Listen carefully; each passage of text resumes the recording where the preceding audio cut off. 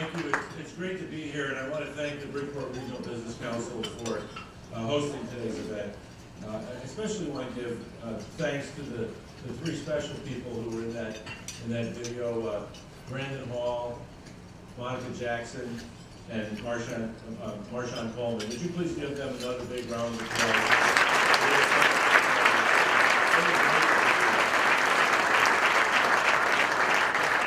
We are joining all of you in helping make Bridgeport better every day. I'm proud to stand before you today and say that the state of the city of Bridgeport is strong and getting stronger every day.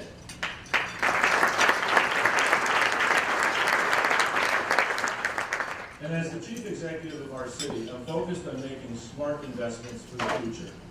It's my job to think about the long run and to make sure this city becomes a place where our kids and our grandkids will choose to live and work and raise their families too. That's why I've been working so hard to boost confidence in this city. And we're on the right track. This city is on the way up. After decades of broken promises, construction is finally happening at Steel Point. Starbucks, Bass Pro Shop, and Chipotle are slated to open this fall.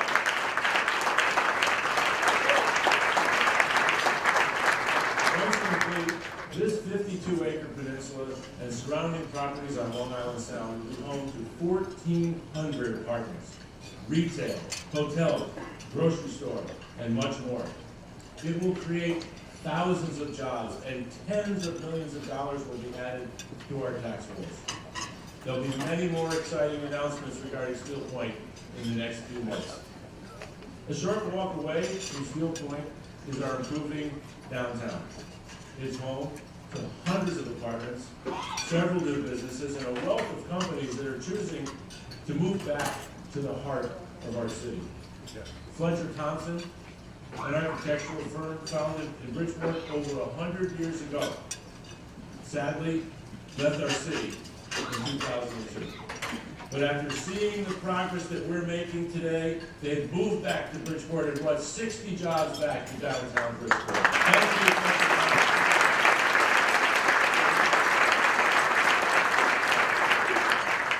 And their story is just one of the many stories in downtown that prove that our city is on the verge of a major comeback. Downtown North will soon be home to hundreds of jobs and hundreds of new apartments, all within walking distance of our train station and the premier sports and entertainment venue in Fairfield County. We're making progress in the East Bridgeport Development Corridor. The cornerstone of this revitalization project is the Barnum Station. The Barnum Station will serve as our second Metro North stop in the city. Barnum Station will be a catalyst for economic growth and development in East Bridgeport, spurring job creation at Bridgeport Hospital and throughout that neighborhood. We're investing in Bridgeport's future by going green, creating green jobs, and producing clean energy so our kids and our grandkids can breathe easier. Climate change isn't just some debate for academics. It's something mayors and cities are taking the leadership on across this country for the sake of future generations. As co-chair of the U.S. Conference of Mayors Climate Protection Task Force, I know all too well that growing cities like Bridgeport are the key to beating back climate change. Per capita, cities account for significantly less pollution than suburbs do. Preparing Bridgeport for a sustainable future starts with jobs and job creation here in Bridgeport. That's why I set out to develop the Eco-Technology Park in Bridgeport's long neglected west side. It's all about encouraging green businesses to come here and thrive here and grow here, but most importantly, to put more and more Bridgeporters to work here. The Eco-Technology Park is home to dozens of green businesses, such as Tri-State Biodiesel, now under construction in this, the state's largest city, creating even more green jobs. Our efforts in the Eco-Technology Park have resulted in hundreds of jobs already and about $10 million in annual personal income growth in the city. And like so many other projects, it's growing and it's getting better every day. By going green, we're also revitalizing rundown properties across the city. Several buildings have served as I-95 eyesores. They've been vacant and run down for decades. Now these same buildings are being revitalized, and they'll be beacons for our new economy in Bridgeport.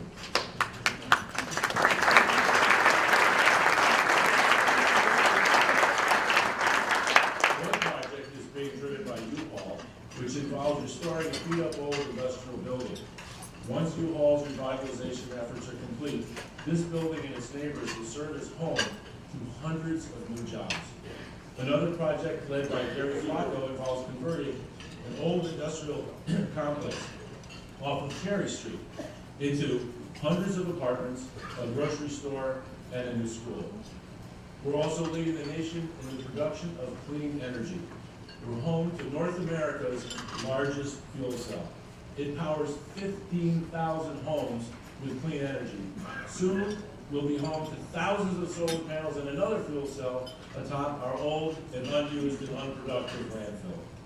This project alone will power an additional 5,000 homes with clean energy, helping to reduce asthma rates in our children and bringing millions of dollars into the city. Together, these two projects will power 20,000 households with clean energy, ensuring our kids and our grandkids will breathe cleaner air. Our work to improve the city is having a real and positive impact on everyday Bridgeporters.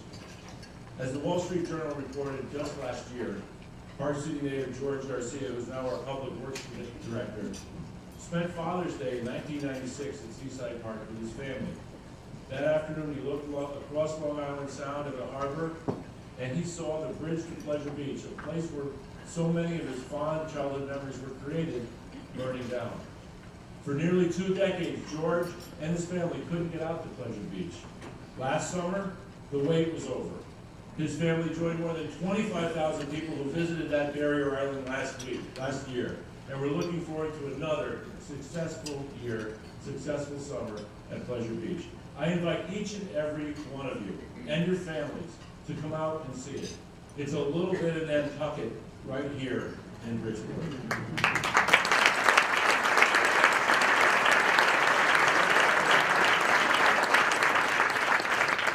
In addition to our investments in Pleasure Beach, and for that matter, all of our parks we're investing in, we're building new parks across the Park City. One of these is Oakland Park, which sits where Acme Shear Company used to be and was long in need of regeneration. The new park now sits as a catalyst for a nicer community, thriving businesses, higher quality of life in the neighborhood, and giving hard-working Bridgeporters access to their waterfront that they have long been denied. We've renovated and created over 100 acres of parkland in my watch, and we are just getting started. The Park City is also dedicated to keeping Bridgeport kids and families safe and secure. Our city is seeing the lowest crime rate in nearly a half-century. We've experienced a more significant crime drop than any city in New England, and crime in Bridgeport continues to decline. Thank you for that.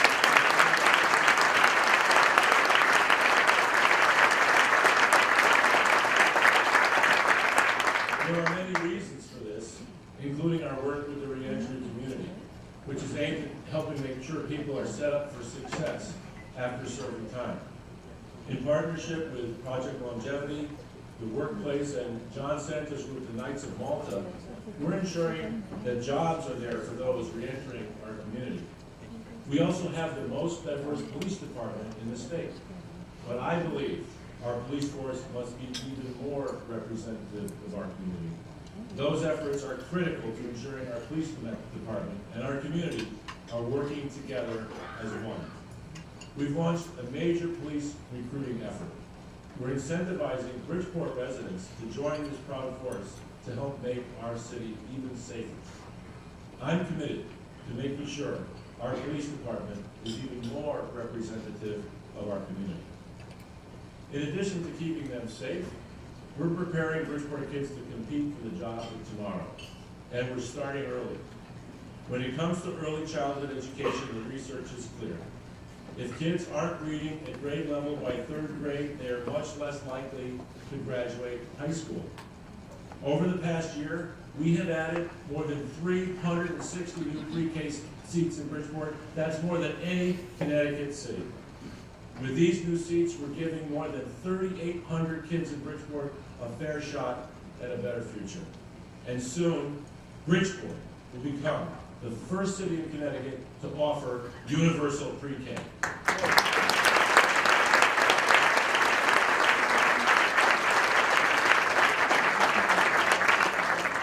Whether it's pre-K or high school, we need to ensure that our kids in Bridgeport are learning in the right environment. For decades, thousands of Bridgeport kids have been attending schools in desperate need of repair, but that's changing. We're making smart investments in school construction. On my watch, we have initiated the largest school construction project in the history of our city. We're renovating existing and creating new schools. Once complete, our school construction program will have created 3,000 jobs in the city of Bridgeport. And more than half the public school kids will be attending a new or newly renovated school, ensuring that more kids from Bridgeport are learning in the right environment. Preparing our kids for future success isn't just about improvements in the classroom. We're making improvements outside the classroom too. That's why we're committed to providing quality after-school programs, including our award-winning Lighthouse program, ensuring our kids are learning important academic and life lessons. These programs help prepare our kids one day for the 21st century jobs that we're creating. My vision, our vision for this city, is already taking shape.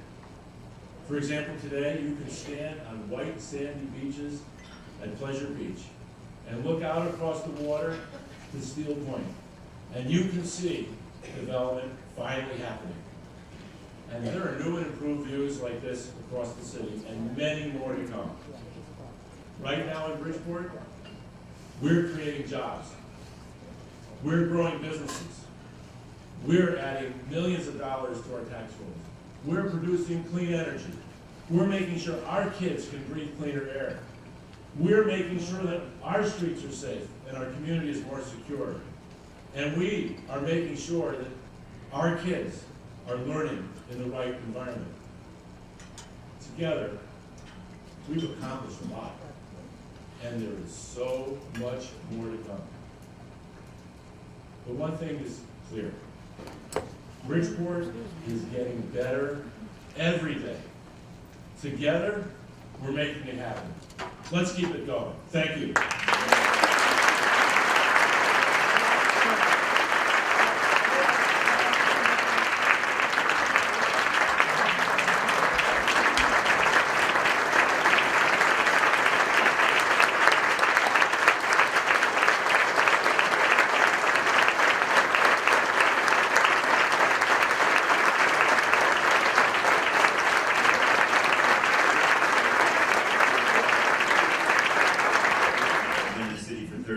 And I think it's unbelievable that we have a mayor who has a vision that this mayor does on eco-technology and on education and those things. Somebody who clearly is a public policy wonk, but that is serving us well.